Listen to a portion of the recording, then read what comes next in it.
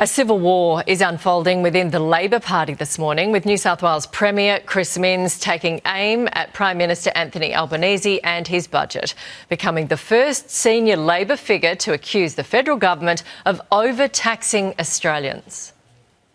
In a general sense, whether it's now or in the future, we do need to make sure we're taking urgent action when it comes to personal income taxes, because at the moment a lot of working families are getting stung. The front page of The Nightly has summed it up with Fight Club. The first rule of Labor is don't talk about the budget.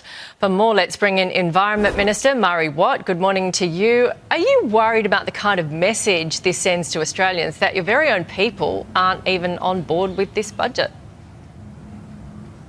Well, good morning, Nat. Good to join you. Look, I think this just highlights and gives us another opportunity to talk to Australians about the fact that this budget will be delivering nearly $2,800 per year in tax cuts for the average Australian worker. We have repeatedly cut taxes since coming to office. We've done it in 5 different ways in the 3 or 4 years since we've been in office. This very budget will continue delivering on the tax cuts that we took to the last election. So we've adjusted both the top and the bottom tax thresholds and rates. This budget will deliver a further tax cut of $250 to every single working Australian. And of course, there's the new $1,000 instant tax deduction for those who want to submit a tax return without having to bother putting in their receipts. So in every possible way, we are cutting taxes. And as I say, it'll result in about a $2,800 tax cut overall for every Australian worker. And that makes a difference to people at a time when they're struggling with cost of living pressures. So the Premier of Australia's largest state is wrong, saying that people are suffering more and we need urgent action to reduce taxes. Well, that's exactly what we're doing in this budget, Nat. So why would he have said that, do you reckon? We are continuing. Well, the Premier and all Australians won't have to wait long until we see the next tax cut come in place for all Australian workers, because it will happen on the 1st of July.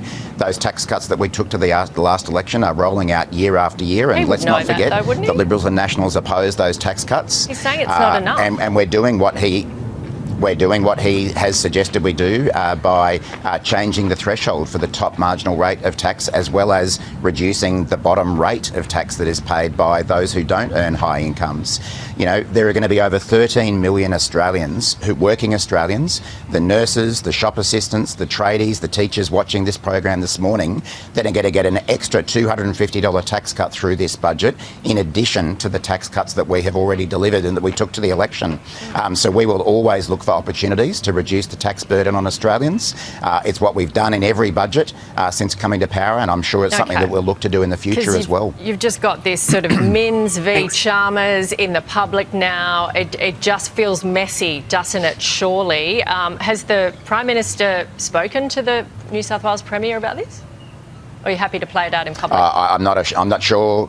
I'm not sure whether that's happened or not, Nat, but what our job is to do is to get out there and explain to Australians the tax cuts that are being delivered in this budget, and the fact that the alternative from the Liberal Party is a tax plan that they can't tell you how much it will cost and how they'll fund it and what they'll need to cut in order to fund it. OK, look, there's the tax increase, but they're being really labelled the final nail in the coffin. Small business owners say it's just another way they are being disincentivised by your government.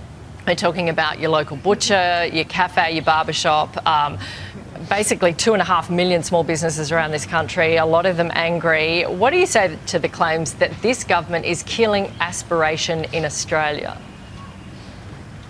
I don't think anything could be further from the truth, Nat. I mean, to start with, on the small business front, sure, there are some small businesses who are unhappy with some of the changes that we're making, but this budget provides about $3.5 billion in extra tax relief specifically for small business by making permanent things like the asset write-offs that we have had temporary in the past, by changing in an ongoing way income carryovers and lost carryovers. So there's $3.5 billion worth of extra tax support for small businesses. You still have to spend that. And the fact is that, as I say, most people will benefit from this budget. Of course, there are small groups of the community who aren't happy with potentially losing some of the tax advantages that they've been able to make use of in the past. But what we need to do also through this budget is increase Australians' ability to get into the home, get those tax cuts through for every Australian worker, and also Murray, even out the rules when it comes to taxation between Murray, those who work and those who make income from assets. Murray, did I hear you say that there are small parts of the community that are not happy with this budget? Are you serious?